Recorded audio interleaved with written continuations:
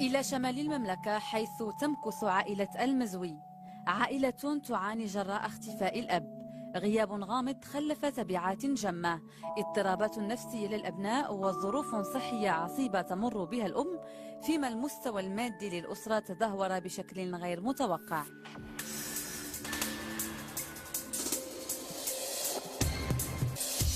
أنا نقول رضا راضية، كنفتش على راجلي اللي اختفى في شهر 3 في 12 2012. جا موراه شي واحد ومشى معاه من تما رجع. الله يرحم الوالدين اللي شافوا ولا جاب عليه الخبر في شي بلاصه، يعني التوزيم ولا الرقم اللي على الشاشه. وإلا كنت كتشوفني راه ولادك توحشوك والوالدين ديالك وحنا كلشي.